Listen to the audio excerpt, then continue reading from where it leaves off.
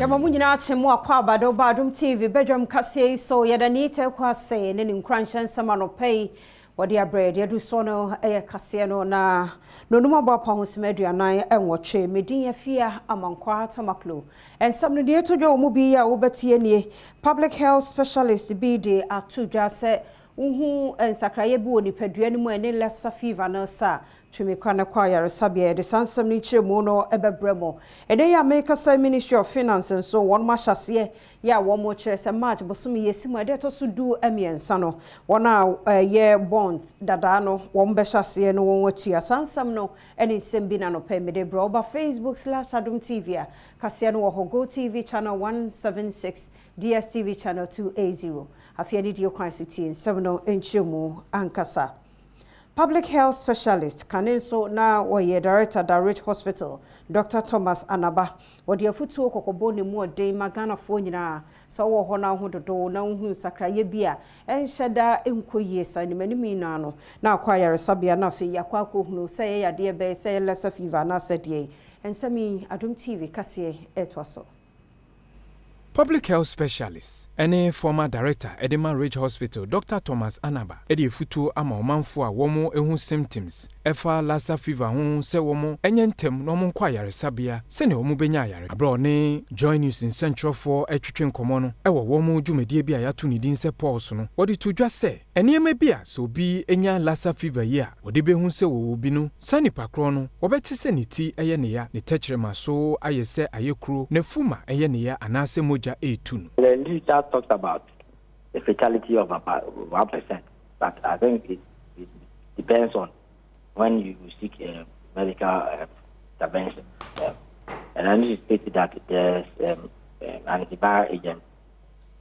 that can be used to manage the case. So, ene na wote ye Dr. Bequin na Sedu Bequin ono ena yete ne nkan se wo cheche nsema hudo mu efa Lassa fever no ehoma yentoaso na yenkwa yensam foforo mu na be don hwiri no mu de na mpanifo wo mu gina wo mu na so pa etwen aso ye hwe ye sika sam hu nsam so ni tichu no so afo no ken ofori ata se wo de wo mu nsam no bebi akwa akodro no bebre wo mu na neidie waba de abetudwa se wo mu a wo bond no aso etwemu no wo mo hwe March bosumi yesimu ane de toso du emiensa obefiri ase no wode wonsika na ma wo Adom kase etoso idwa we no information enenam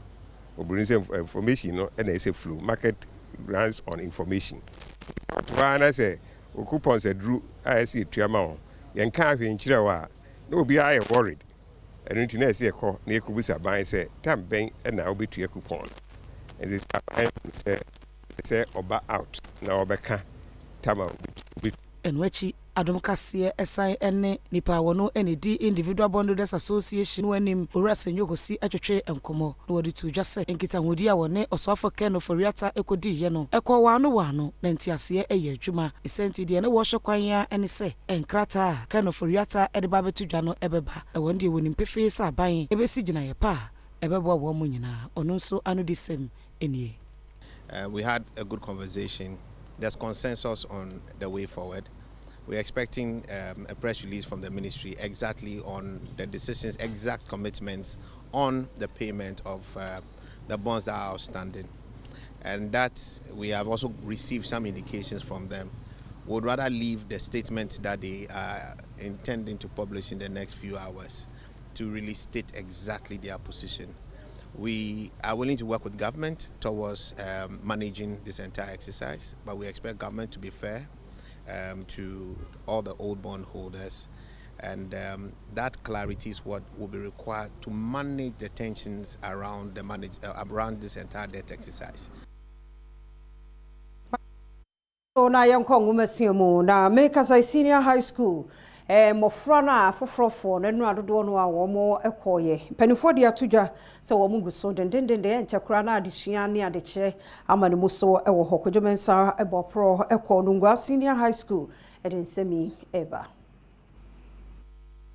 Enei ena Senior High Schools ebie kwan ato hono mu adesuafo a wonom ekọ form 1 ahyase eco schools ahodo a wɔde wɔnom ɛtoyɛ yamani boni ekɔbɔ ntoa ɛwɔ schools ahodoɔ mu na bra wɔkɔ Nungwa Senior High School no wɔkɔhunu sɛ awofo dodoɔ na ade wɔnom ma aba wɔnom kurakura wɔnom chobox mattress trunks ɛne nneɛma afoforo bi ɛho hia sɛ wɔde bɛba school mu hɔnom sɛ adesuafoɔ edu school mu hɔnom a wɔde wɔnom ɛfa registration process mu na afei wɔkyerɛ wɔnom baabi a wɔbɛda ɛne kasɛm a ɛwɔ mu ne sɛ ɛne yie yi no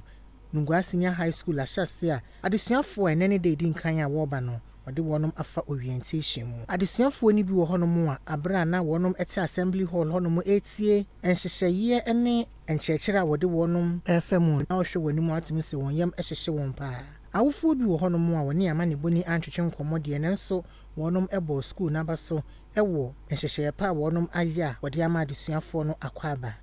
amane boni to aso ɛkɔ Labone Senior High School na hɔnom nso said na tebia no ete ewo Nungwa Senior High School no saa na ɛhɔnom nso etie ne nyinaa mu no wɔnom a wɔkɔ National Resolution Center esan nneɛma bi ana enya ntoto yie no sese nipa no dodoɔ ɛba fam na aso yɛ hwɛ adesua ho nsɛm so ahya wofuo nyinaa bɔ sɛ wɔnom ha nyinaa no wɔbɛhwɛ na wasiesie ama wɔnom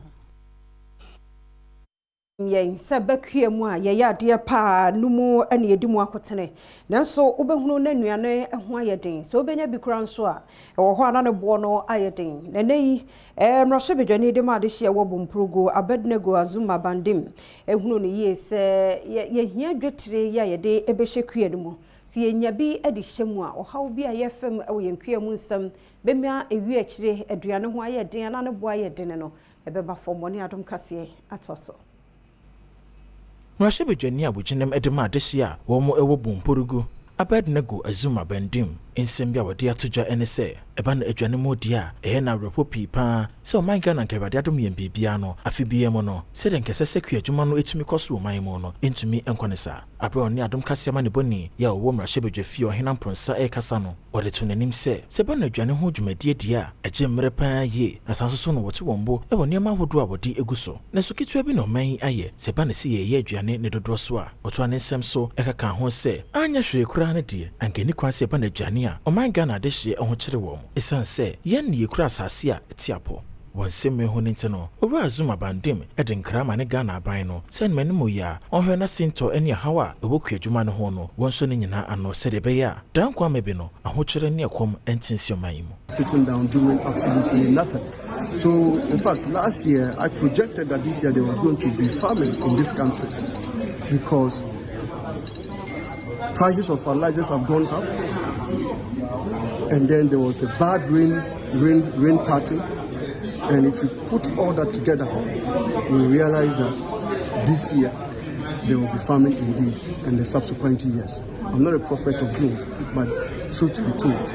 government has to sit up, come up with mechanisms that will support the farmer from bad raining patterns to the high cost of fertilizers to post-harvest losses, including bushfires and all of that. Government has to sit with farmers and come out with a plan. Mayemfa kasiano nkokro bi de dabila ewo garu mensimu wa Upper East region enipa ewo ho ha wani abeta 500 die won mo ebedru enipa 500 ya yeken ensuo baako ene wo mu nyina nom eyo mo hawo omo ni Adom kase edinkomoyi. Many people will come here. We'll be fighting among each other. This year too said I will fetch, and this year too said I will also fetch. So because of the boreholes and so on, so we want them to give us more boreholes and this water and rivers. And 5 o'clock, this is about 12. Now say why answer or answer me. Jaba yesterday Somebody me born musu ni bia na se bia pipe no kora no school bi wa no school no omo pipe kran school mo ntinya bo be to ope no ma nkora no break no mi na aba ayi pipe mo so mo be kusu no ma se no o ma sa akọ ti aba yesra wa kamutimi be hwe ahanom e boy ene pipe ni bia nke be boy pa yete sauce assembly man o min ken sauce bunne gomma kana betitu ngatu nusu nusa te belme ya yete garote pan buwiya da bil kuom yela na to mutisiti kasa kurbi wiskena pel kata market wiki go tete sose ya kuma suguru kanyange tete kuom kata kunye kuom yela no. Assembly member won patemo Mahama Kasim enso ekasa edefa. It causes accidents. In fact, some people even passed on through this culverts. Some are injured and they will have to travel with them to Tamale and seeking for medical care. Realizing that it is so critical until they send somebody to Tamale from here, you can imagine how medical situation will be. So, in fact, this culverts over a year now that this culverts has been built. And during the rainy season, people get stuck in the diversion point just because that particular place is a farmland and they used to farm there. So in the rainy season, motorcycles and cars get stuck in there and it slows down movement. Mayenko ahafo dochikrom na one more than krata koma city district police commander no so omo ye kumepreko picketing and as omo kobo nsese woni want Ghana for anymore fi se kwan ya wo fa so edi krofo di agro no omo bonyo so Adom kase etwa so. Ora Ibrahim Baba Bukari yo no eye MP Fiamanyoko no chairman e Bono East and so ka de to aso say MPP fo a but America bra make say Francis ma me de mahon so far aban ni aban his excellency na na do kwakufa oba ye fiancy ni ube ni nyuma waye social interventions just say who ye jumedi bi a abema mobofo na se ba ba ni bi be nya ho faso oka dimfie sia no ediko compare NDC John Dramani Mama and His Excellency the late John Atanos oka be mo to say na lura His Excellency Mama Banko Akufo what to be with ne krakra no Eraginet sa yo no ye madon frefo won personal so e hye ma atwa hye ne nyina so mo hyasenfo won ho enhya manyoko no mu endi dwuma fambo manyoko no se de be ya afimpinu ne adunu nan abato no MPP manyoko no yebetumi adinkonim omo hyase ntua na mo kasade onkyerɛkyerɛ mma na ɛwɔ police station hɔ no enyuma papa MPP aban ayɛ sɛ de be ya yebegyina so e de break 8 no sɛ yankɔ ne saa ankɔ house to house room to room door to door na say yetna say na ye de ne nam kwan ho nko ase ye kwan ho campaign breaking the 8 na ntimi ye possible mo fancha ye bresem ye de dochikrom fo nsam ne beba na we no ye MPP women wings ya womo wo Kintampo South Bono East and I would say woman kakwan a womo fa so no woman breaking 8 no wote so mudi mu nsam no to edwama yento so na yenkɔ yensam foforo mu na wode kɔ NDC amanyoko no mu a womo dwam treni won kramantam yimo wono anatena ye any party atena ye a wo ho no babeto dwa se nipa bi aboawura ho ya wono mo asese niema hodo asese niema bi ede afiri ho ye kɔ so ho Adom kase etwa so anopa we o fire main entrance na e down ona bon se cashier office na oji insu sika no ya se na burglar proof na wo o ma se burglar proof no e na mo afa ho o mo fa ho nso na mo wura MTN franchise ho nyame wo na mo se sa nyama no e na mo fruit top ho se dia nyama ne esi koye no e din e na odwun kra ho nti ase o mo fruit stairs na o mo bar top no e na mo fa ye first office bia wo ye left omo far left no and omo jumpy window no so omo jumpy no omo call omo ra boss no office ho and anyam no kware de e wo no police aba nti e din se betumi abiebe ye drivers ahwehwe se niama bia yira ba ye ra ye boss of won se ni laptop e won de ani ho onom san ka to aso se we ene bre to so miensa bibi se yi esi wo wonom asoe honom na ne nyina mu no wonom aba police fo amanne asem da e wo mu ne se enya de obia ehwere ne nkwa can't assess anything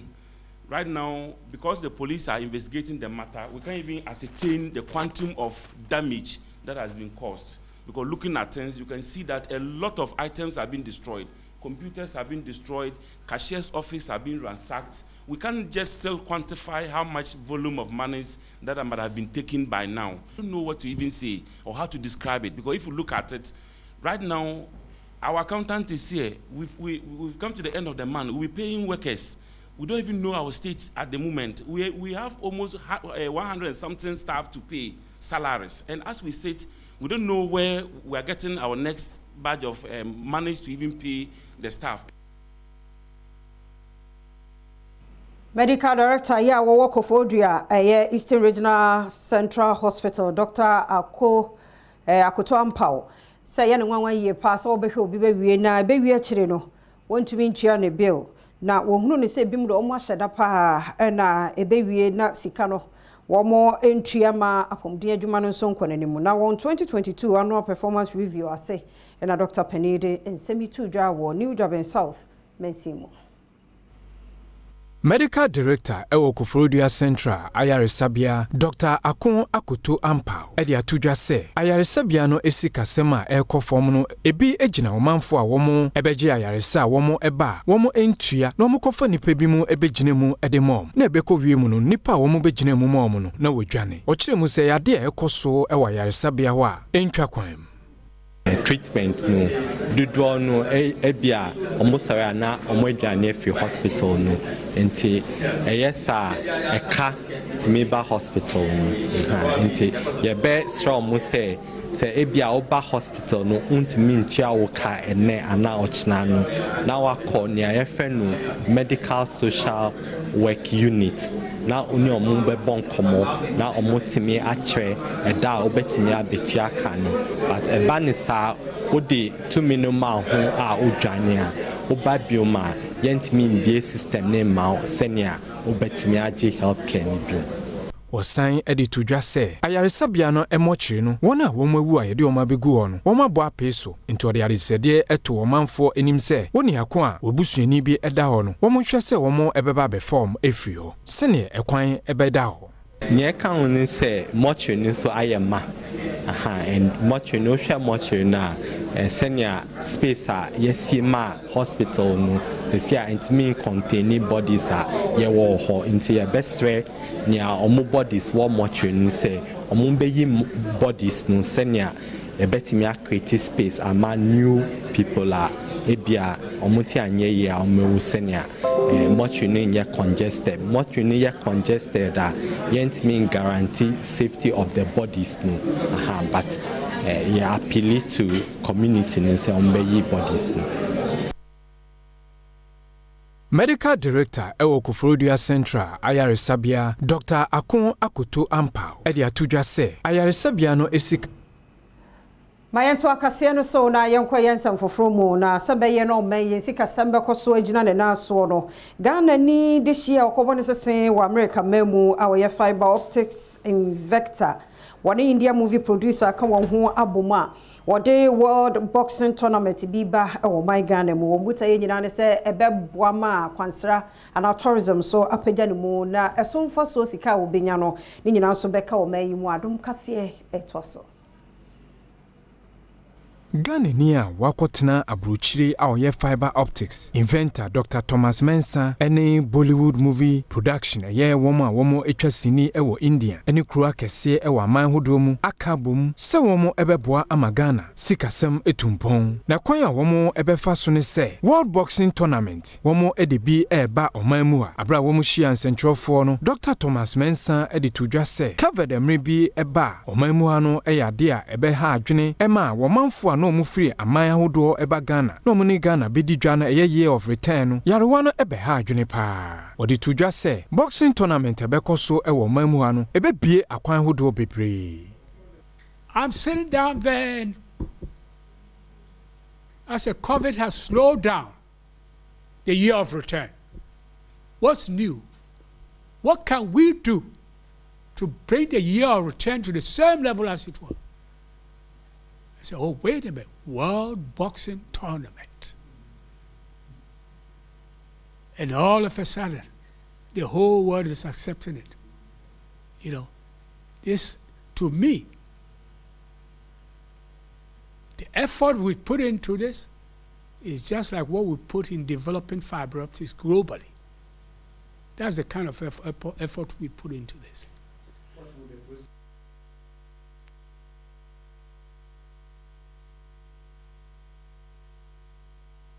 Ghana ni a wakotena abrochire a oye fiber optics inventor Dr. Thomas Mensah ene Bollywood movie production eye womo etwa sini ewo India ene kura kese ewo aman hodo mu akabom se womo ebeboa ama Ghana sikasem etumpon na kwan a womo ebefa so ne se World Boxing Tournament womo edebi eba oman mu a abra womo hia nsentropho no